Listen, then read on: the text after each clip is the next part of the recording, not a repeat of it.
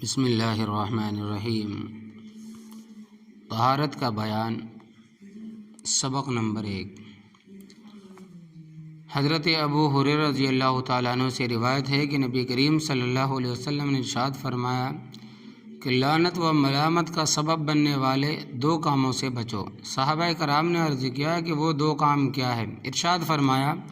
کہ آدمی لوگوں کے راستے میں یا ان کی سایہ دار جگہ میں قضائے حاجت کرے۔ طہارت کی حقیقت اور دین میں اس کا مقام۔ اسلام میں طہارت و پاکیزگی کی حیثیت صرف یہی نہیں ہے کہ وہ نماز، تلاوت قرآن اور طواف کعبہ جیسی عبادات کے لیے لازمی شرط ہے، بلکہ قرآن و حدیث سے معلوم ہوتا ہے کہ وہ بجائے خود بھی دین کا ایک اہم شعبہ اور بذات خود بھی مطلوب ہے۔ حضرت شاہ ولی اللہ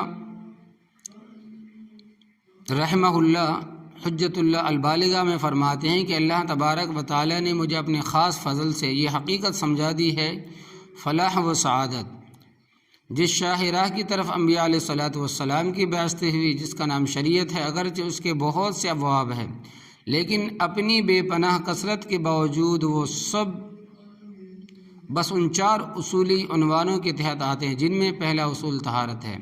فرماتے ہیں کہ ایک سلیم الفطرت اور صحیح المزاج انسان جس کا قلب سفلی تقاضوں سے مغلوب اور ان میں مشغول نہ ہو، جب وہ کسی نجاست سے آلودہ ہو جاتا ہے یا اس کو پیشاب یا پاخانہ کا سخت تقاضا ہوتا ہے، وہ اپنے نفس میں ایک خاص قسم کا تقدر، گرانی و بے لطفی اور اپنی طبیعت میں سخت ظلمت کی ایک کیفیت محسوس کرتا ہے۔ پھر جب وہ اس حالت سے نکل جاتا ہے، مثلاً پیشاب یا پاخانہ کا جو سخت تقاضا، اس سے وہ فارغ ہو جاتا ہے اور اچھی طرح استنجا اور طہارت کر لیتا ہے اور اچھے صاف ستھرے کپڑے پہن لیتا ہے، خوشبو لگا لیتا ہے،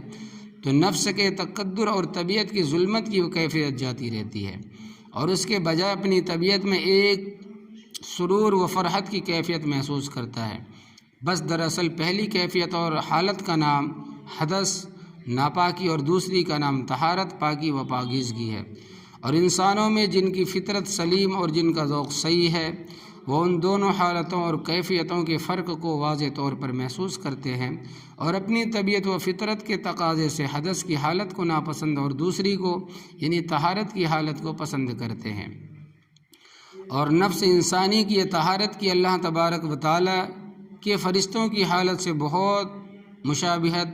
و مناسبت رکھتی ہے، کیونکہ وہ دائمی طور پر تمام آلودگیوں سے پاک و صاف اور نورانی کیفیات سے شاداں و فرحاں رہتے ہیں۔ اسی لیے حسب امکان طہارت و پاکیزگی کا اہتمام و دوام انسانی روح کو ملکوتی کمالات حاصل کرنے اور الہامات و منامات کے ذریعے ملأ اعلیٰ سے استفادہ کرنے کے قابل بنا دیتا ہے، اور اس کے برعکس جب آدمی حدث اور ناپاکی حالت میں ڈوبا رہتا ہے، ناپاکی کی حالت میں ڈوبا رہتا ہے، تو اس کو شیاطین سے ایک مناسبت اور مشابہت حاصل ہوتی ہے اور شیطانی وساوس کی قبولیت، ایک خاص استعداد اور صلاحیت اس میں پیدا ہوتی ہے اور اس کی روح کو ظلمت گھیر لیتی ہے۔ حضرت شاہ ولی اللہ صاحب پھر اسی کتاب کے ایک دوسرے مقام پر جہاں طہارت کا حکام اور ان کے اسرار ہی کا بیان فرماتے ہیں، طہارت کی 3 قسمیں، ایک حدث سے طہارت، یعنی جن حالتوں میں غسل یا وضو واجب یا مستحب ہے، ان حالتوں میں غسل یا وضو کر کے شرعی طہارت و پاکیزگی حاصل کرنا۔ دوسرے ظاہری نجاست اور پلیدی سے جسم یا اپنے کپڑوں کو یا جگہ کو پاک کرنا۔ تیسرے جسم کے مختلف حصوں میں جو گندگیاں اور میل کچیل پیدا ہوتا رہتا ہے، اس کی صفائی کرنا، جیسے دانتوں کی صفائی، ناک کے نتنوں کی صفائی، ناخن اور زیر ناف بالوں کی صفائی۔ آگے طہارت کے متعلق جو حدیثیں درج ہوں گی، ان میں سے بعض کا تعلق طہارت سے ہوگا۔ زیر درس حدیث کا مطلب یہ ہے کہ جن جگہوں پر پاخانہ کرنے سے لوگوں کو تکلیف ہو اور وہ لعنت ملامت کرے، یا ایسی جگہوں سے بچ کر بیٹھنا چاہیے۔ علماء نے لکھا ہے کہ لوگوں کے راستے میں قضائے حاجت کرنے کی ممانعت ہے۔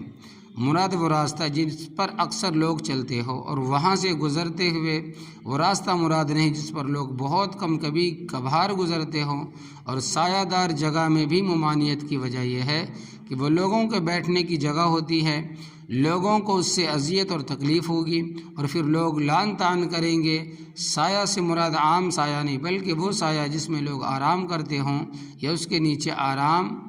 کرنے کے لیے آ کر بیٹھتے ہوں۔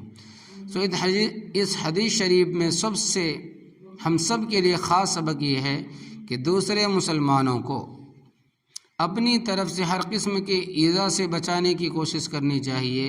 یہی وجہ ہے کہ آپ صلی اللہ علیہ وسلم نے لوگوں کے راستے میں یہ سایہ دار درخت کے نیچے قضائے حاجت کرنے پر لعنت و ملامت فرمائی ہے۔ آج ہمیں بھی اس بات کی فکر کرنی چاہیے کہ قضائے حاجت کے بعد بیت الخلاء کو اچھی طرح صاف کر دیا جائے تاکہ بعد میں آنے والے کو تکلیف و ناگواری نہ ہو۔ یا اللہ ہمیں حضور صلی اللہ علیہ وسلم کی سچی محبت اور کامل اتباع کی توفیق عطا فرمائے، اور ہمیں ظاہری و باطنی نجاستوں سے مکمل پاک اور صاف فرما دیجیے، آمین۔ اللہم صلی علی محمد وعلی آل محمد کما صلیت علی ابراہیم وعلی آل ابراہیم انک حمید مجید۔ اللہم بارک علی محمد وعلی آل محمد کما بارکت علی ابراہیم وعلی آل ابراہیم انک حمید مجید۔ یہ پہلا سبق ہے درس حدیث۔